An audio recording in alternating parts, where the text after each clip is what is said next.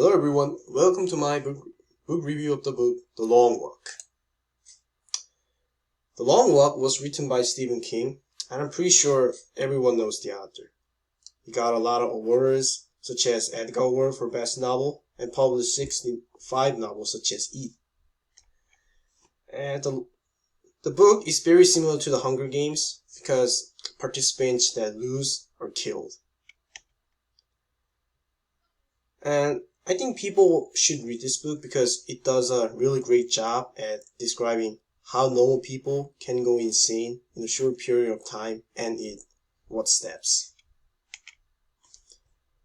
The entire chapters of this book are written in the omniscient third person, but Raymond Garratti is the main character and functions almost as a narrator.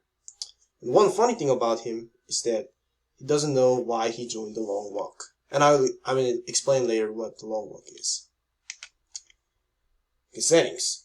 After World War II, the political system in America changed a lot.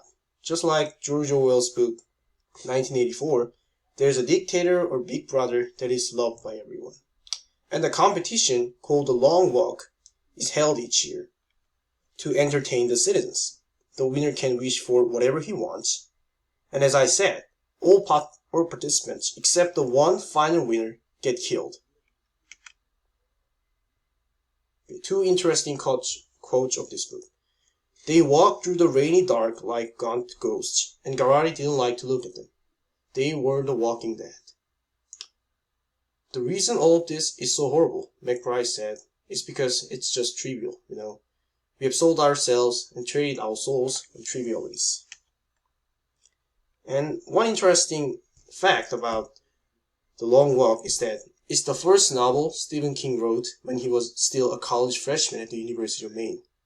And if you're into Stephen King, you know that almost all Stephen King's novels take place in Maine.